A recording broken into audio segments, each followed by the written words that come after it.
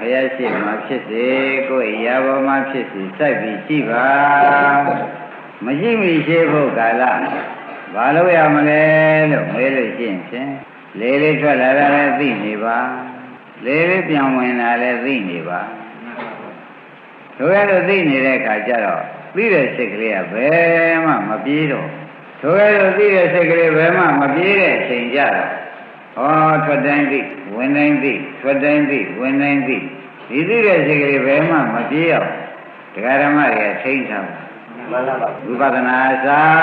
ခန္ဓာကိုယ်သောဝင်သိတာကလို့မှတ်လိုက်စမ်းပါဝိပဿနာစာခန္ဓာကိုယ်ထွက်တဲ့လေလေဝင်တဲ့လေလေသိတာကစပါမှန်ပါပါကောင်းပြီဤကဲ့သို့သိပြီးနေတော့9မိနစ်10မိနစ်တိုင်းတိုင်းပဲမှမိမိစိတ်ကလေးဟာမပြေးတော့ဘူးလို့ဒီလိုကိုယ့်ကိုယ်စိတ်ကလေးဟာထိန်းလို့ဖြင့်ရပါလို့ဆိုတော့ထိန်းလို့ရနေရမှတန်တဲ့ခန္ဓာကိုယ်ရဲ့ကနေပြီးဒီကာလဘဝအောင်တယ်လို့ပေါ်လာလိမ့်ဘုနေရကရသလိုလိုပေါ်လာလိမ့်ဘုနေရကပဲစိတ်ကလေးတစ်မျိုးသောကောင်ပေါ်ကြတဲ့စိတ်ကလေးတွေပေါ်လာလိမ့်ပေါ်လာတဲ့အခါကျတော့သက်သိဝင်သိတဲ့စိတ်ကလေးကိုဖြုတ်ပလိုက်အောင်နဲ့ရတဲ့နေရာကိုလိုက်လိုက်ပါအောင်နဲ့ရတဲ့နေရာကိုခွန်ကြီးဓမ္မတွေကလိုက်လိုက်တော့ဒီအောင်နဲ့အောင်လာလေးရတယ်ငါကအောင်လာမဟုတ်ဘူးခုမှဖောက်ပြန်ပြည့်စည်ပြီးပေါ်လာတာခုမှဖောက်ပြန်လာတယ်အဲ့ဒီဖောက်ပြန်လာတာလေးဉာဏ်နဲ့ကြည့်လိုက်ပြီဆိုတော့ပြည့်စည်တာလေးတွေ့တယ်တို့ကဲတော့ပြည့်စည်တာလေးတွေ့တဲ့အခါကျတော့ဖောက်ပြန်ပြည့်စည်တာဒုက္ခသစ္စာဖောက်ပြန်ပြည့်စည်မှုသိတာကလောကီမဂ္ဂသစ္စာဒါလေးရှင်းစွာဖောက်ပြန်ပြည့်စည်တဲ့စိတ်ကလေးတရားဓမ္မတွေကဘုန်းကြီးဘောဘုန်းကြီးလိုက်လက်မောင်းဘောလက်မောင်းလိုက်စိတ်ဘောကိုဝန်ဟာရရောက်ထုတယ်ဘောရင်ဟာရရောက်ထုမှလိုက်နားရဲပေါ်နားရဲလိုက်မျိုးလုံးတွေကမြင်စိတ်ကလေးပေါ်လဲမြင်စိတ်ကလေးရတယ်ခုမှပေါ်လာတာဖြစ်ပြီးပြတ်တာပဲဟောက်ပြန်ပြည့်စည်တဲ့ဓမ္မလေးပဲလို့ဆိုပြီးဓမ္မတွေကလိုက်နေပါလိုက်လို့လိုက်ကြမရှိပြန်ဘူးဗျဘယ်နေရာကမှမပေါ်လာဘူးလို့ဆိုလို့ရှိရင်ခொနဲ့ကစိတ်ကလေးကိုသောတဝင်တဲ့သိတဲ့စိတ်ကလေးနဲ့တွဲနေတဲ့ဉာဏ်လေးကိုဟရိယဝတ္ထုဆိုတဲ့ဝန်နဲ့လှည့်လိုက်ပါဝန်နဲ့လှည့်လိုက်တဲ့အခါကျတော့ဒီဝန်ထဲမှာရှိတဲ့လေကိုထွက်အောင်အထုတ်တဲ့စိတ်လေကိုအတွင်းကိုပြန်ဆွဲယူတဲ့စိတ်ကလေးနဲ့ခုလှည့်ရှုနေပါဒါလေးတွေလည်းဖောက်ပြန်ပြည့်စည်တာပဲဒါလေးတွေလည်းဖောက်ပြန်ပြည့်စည်တာပဲလို့ဓမ္မတွေကညာနဲ့လိုက်နေပါလိုက်နေရမှတန်းတဲ့တကားဘုနေရာကရတယ်ဒီနေရာအောင်တယ်ဒီနေရာဆက်တယ်လို့ပေါ်လာပြန်လို့ရှိရင်အဲ့ဒီနေရာတွေလှည့်လိုက်ဝင်နဲ့ရှုနေတာလေးကမရှိလည်းမရှိတော့ကြောင့်ရှုမနေပဲနဲ့ပေါ်ရပြန်လိုက်ပါမှန်ပါဗျာဆိုကြတော့ပေါ်ရပြန်လိုက်ပြီဆိုမှဖြင့်ဘုန်းကြီးတို့ဓမ္မတွေဖြစ်ပြနေရှုရမယ်နဲ့ခွဲလို့ရသေးရဲ့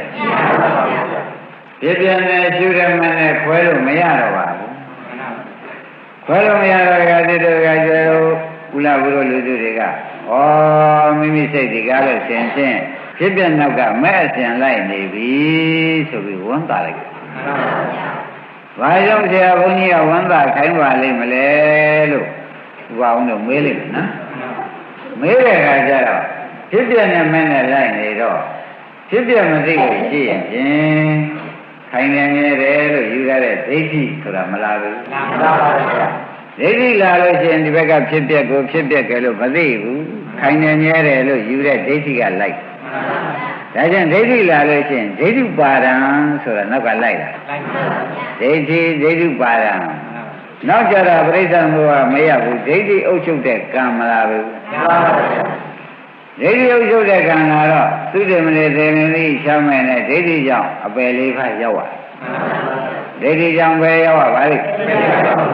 ဟောကံကနေအပယ်လေးပါးကိုခန္ဓာကိုယ်ပြစ်ချလိုက်တယ်ဆိုရင်လွယ်ပါအဲ့ဒါဓမ္မတွေဖြစ်ပြနောက်ကမတ်မလိုက်ဖဲနေတဲ့အချိန်မှာဖြင့်ငါတို့ဒီကားလို့ဆိုရင်ဒိဋ္ဌိဖြစ်နေတယ်ဖြစ်ပြကိုခိုင်နေမြဲတယ်တို့ယူတဲ့ဒိဋ္ဌိကဖြစ်နေသောကြောင့်တခါကျွဲဒိဋ္ဌုပါဒံလိုက်မလားဘူး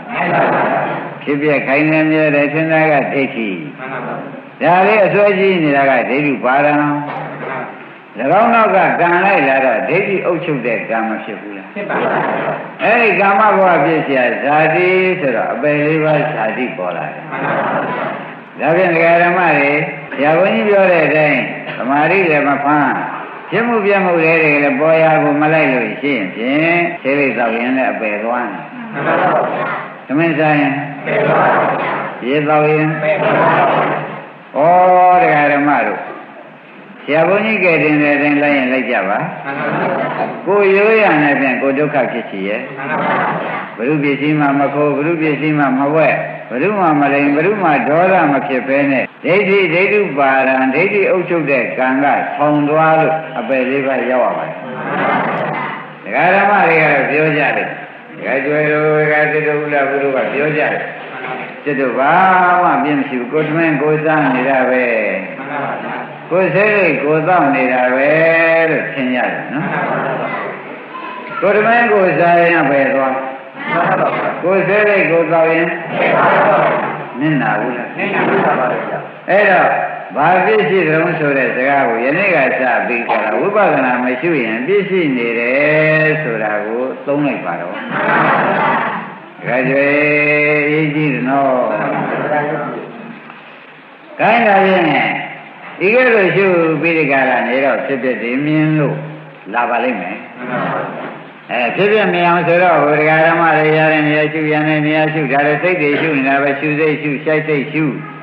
ရှုလိုက်တဲ့အခါကျတော့မက္ကနာဘာကနဲ့လာတော့ဒိဋ္ဌိပြတ်မလို့ဘူးပြတ်ပါတော့ဒိဋ္ဌိပြတ်တော့ဒိဋ္ဌိဥပါဒံကိုဒိဋ္ဌိအုပ်ချုပ်တဲ့ကံဘယ်လေးပါးဟောစကံမသိသေးဘူးလားဩတို့ဒီကားလို့ရှင်ဖြင့်ဆရာဘုန်းကြီးပြောတဲ့အတိုင်းဘုရားဟောတဲ့အတိုင်းဝိပဿနာလုပ်လိုက်တဲ့အခါကျပြန်တော့လေဘယ်လေးပါးကပိတ်သွားတယ်ဆိုတဲ့ဥစ္စာသိသိချာချာမှတ်ပါဒါရင်ဘုန်းကြီးတို့ဓမ္မတွေဒီတိုင်းနေလို့မဖြစ်ဘူးဆိုတာပေါ်လာကြဒီတိုင်းနေလို့ဖြင့်မဖြစ်ဘူးဆိုတာသိကြကြကိုရောင်းနဲ့ကိုဝဲနဲ့ကိုရငွေနဲ့ကိုကုံငွေနဲ့ဒါတွေပရိစိတ်နေတာကတော့ဖြင့်တဲ့ဒိဋ္ဌိဒိဋ္ဌုပါရံဒိဋ္ဌိအုပ်ချုပ်တဲ့ကံတွေလောက်ကင်နေတဲ့တွေ့ဒကာတစ်တို့ဒကာကျွဲတို့အခုပြုံးရတော့သေကံကြီးမဲ့ရတယ်မယ်ဆိုရင်ကြာမကောင်းဘူးလားအခုပြုံးရတော့သေကံကြီးမဲ့ရလို့ရှိရင်ဖြင့်ဒကာကျွဲဒကာဥလဘူးတို့မြည်သူမှမကယ်နိုင်တော့ကယ်နိုင်ပါဘူးအဲ့ဒါကြောင့်ကဲမဲ့ယူမဲ့တရားကိုအမှုထားပြီးလောက်ပါဆိုတာတိုက်တွန်းရတယ်ကဲမဲ့ယူမဲ့တရားကိုအမှုထားပြီးဒီကလာလောက်ပါဆိုတာကိုဖြင့်လေးစားစွာနဲ့ပဲဒီတရားပရိမောကနေပြီးဒကာဓမ္မတွေမေတ္တာရှိထားပါတယ်ဝစီကံမေတ္တာရောမနောကံကကြမှာစိုးရိမ်တာရောကိုယ်ကိုမကနာပဲနေကြတဲ့အခြေအနေရောက်မှာကိုရောဒကာသေးသိစိုးရိမ်နော်မိဘရိုးရာတို့ဘာပြည့်ရှိဆုံးဆိုတာမသုံးမှန်နဲ့ကိုယ်စိတ်လိတ်တော်ရင်ကိုယ်ပဲသွားရပါတယ်ကိုယ်ရှာထားတဲ့မင်းကိုယ်စားရင်အမတန်မနဲ့နာဘူးလားအဲဒီနဲ့နာမှုတွေကိုဘုလိုသာရင်းတရားနဲ့မှဥပအောင်လို့မသိနိုင်ရင်တော့မရတော့ရပါဘူးအဲ့ဒါကြကြစဉ်းစားပါဆိုတာဒကာဓမ္မတွေဖြစ်ပြလိုက်စမ်းပါဆိုတဲ့ဥစ္စာဖြင့်ဘယ်နေရာလိုက်ရမှာတုံးလို့မမေးပါနဲ့တော့ရတဲ့နေရာလိုက်မြင်တဲ့နေရာကြားတဲ့နေရာနာတဲ့နေရာစားတဲ့နေရာကြံတဲ့နေရာကြံတဲ့နေရာကကြံစိတ်ကလေးဖြစ်ဖြစ်ရှုအဲ့ဒီကဲတော့ဒကာဓမ္မတွေကနှလုံးသွင်းမှန်သွားပြီဒုမဖြင့်ဖြစ်ပြရှေ့ကဖြစ်ပြနောက်ကမဲရှေ့ကပါပါလေနောက်ကပါပါလေအဲ့ဒီရှေ့ကဖြစ်ပြနောက်ကမဲနဲ့နေကြပါမူကဒကာဓမ္မတွေဒါသစ္စာအနုလောမိကဉာဏ်ရပါတယ်ဘယ်ဉာဏ်ရပါလဲသစ္စာနဲ့လျော်တဲ့ဉာဏ်ရတယ်လို့သုံးထည့်ချက်ကြတယ်ဒါကြောင့်ဒကာကျေတို့ဥဒ္ဒဘုရုပြောရတယ်သာသနာ့တွင်တရားတော်ဖြစ်ပြကိုမြင်တဲ့ဉာဏ်ဘာဉာဏ်ခေါ်ကြမယ်သစ္စာအနုလောမိကဉာဏ်သစ္စာသိတဲ့ဉာဏ်ဘယ်လိုမှတ်ကြမလဲသစ္စာသိတဲ့ဉာဏ်လို့သိသိချာချာမှတ်သစ္စာဉာဏ်လို့လည်းခေါ်ခြင်းခေါ်လိုက်ပါ သဘောကျလားသစ္စာဉာဏ်လို့လေခေါ်နိုင်ခေါ်ရခေါ်နိုင်ပါတယ်ဆိုတာကိုပဲသုံးတဲ့ချက်ချပါကြာတော့ခန္ဓာကိုယ်ကြီးခုနေရာကပေါ်လိုက်ဒီနေရာကပေါ်လိုက်ခုနေရာကရလိုက်ဒီနေရာကစိတ်လေးသောခြင်းနဲ့စိတ်ပေါ်လိုက်ဒီနေရာကွန်းစားခြင်းနဲ့စိတ်ပေါ်လိုက်ပေါ်တဲ့စိတ်တွေဖြစ်ဖြစ်တွေရှုနေတော့ဒကာဓမ္မတွေဖြစ်ဖြစ်ဆိုတာမိမိသေးတာလို့မှတ်လိုက်စမ်းပါဖြစ်ဖြစ်ဆိုတာဘာပါလဲမိမိသေးတာလို့မှတ်ထိုက်စမ်းပါနော်ဘာကြောင့်မိမိသေးတယ်လို့ဆရာဘုန်းကြီးကသုံးပြချက်ချပေးရကြလို့ဆိုတော့သတ္တဝါမှာနှစ်စိတ်နဲ့အသက်မရှင်လို့သတ္တဝါမှာတစ်စိတ်နဲ့အသက်ရှင်တယ်ဆိုတာမှတ်ထိုက်စမ်းရှင်းမလားရှင်းပါဘူးပရမစိတ်ပြတ်သွားတာလည်းမိမိသေးတာပဲနောက်စိတ်နဲ့ပြန်ပြီးဒီကရာရှုနေတာမိမိရှင်တာပဲဒါပြန်အသေးကိုအရှင်ကကြည့်တာပဲဒါကြောပဲလို့မှတ်မယ်ကျေးဇူးများလိုက်တာဒကာဓမ္မတို့ကျေးဇူးများလိုက်တာအသေးကိုအရှင်ကကြည့်တာသေတာကလည်းသူများလားမိမိလားရှင်တာကလည်းသူများလားမိမိလားဩမိမိအသေးမိမိမြင်တာပါလားမိမိဒုက္ခရောက်တာကိုဒါတည်းမလျှော့နဲ့တော့ဒီမြင်ကိုမလျှော့ကြပါနဲ့ဒကာဓမ္မတွေသတိပေးလိုက်ပါတယ်ဒီမြင်ကိုမလျှော့လိုက်ကြပါနဲ့ဆိုတော့ကြာတော့ဒကာကျွယ်ဦးလားကိုမြင်မှများလာတော့မုံဆိုတဲ့ညာလာရမှာလားမလာရဘူးမြင်မှများလာတော့မုံညာလာရမယ်ဆိုတာသဘောကျအဲ့ဒီကဲတော့မြင်မှများတော့မုံညာဆိုတဲ့နိဗ္ဗာန်ညာလာပါတယ်မုံပေမဲ့ဆရာဘုန်းကြီးကထပ်ပြီးဒကာဓမ္မတွေအလုတ်ကမှနေတဲ့အခါသတိလက်သွားမှဆိုတဲ့တဲ့ဒကာတဲ့မုံရနဲ့ပေရှုပါမုံနဲ့ပဲ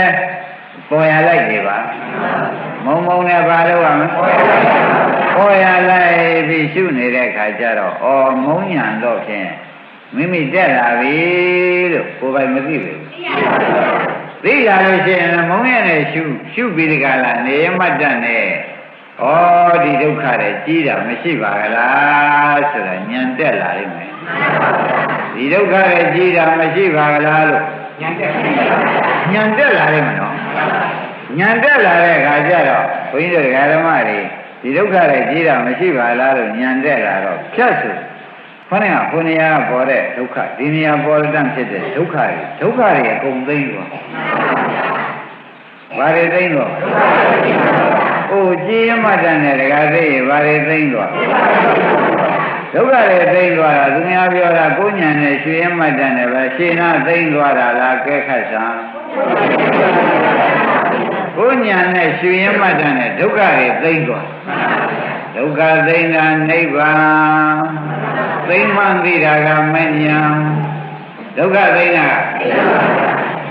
ဒုက္ခသိမ့်မှန်သိတာကအဲ့ဒီရင်ကြမှာပဋ္ဌာန်းပါဠိကနိဗ္ဗာန်မက္ကသာအာရမဏပစ္စေနပစ္စယောနိဗ္ဗာန်နိဗ္ဗာန်မက္ကသာမြင်သောဉာဏ်အားအာရမဏပစ္စေနအာရမဏပစ္စယသတ္တိဖြင့်ပစ္စေဥပကာရကောခြေစုပြုတတ်သည်ဟောတိဖြစ်၏တခါတော့သောတာပတိမဲ့ဆိုင်သောတာပတိမဲ့ဆိုင်သွားတော့ဒီကသောတာပတိမဲ့ဆိုင်ခါရှိသေးတယ်။ဒါကြောင့်လားဘူးလို့ကိုယ့်တဲ့ပဲလေးပါးငရဲဝဆူနေတာတွေငရဲမိတဟုံးတောက်နေတယ်အလိုလိုချင်းမှာအခုတော့ပြန်ဒီညာလေးမရသေးတဲ့အတွက်ဒီကလူတွေသိတယ်ဆိုပြီးငရဲဝကြီးကလည်းစောင့်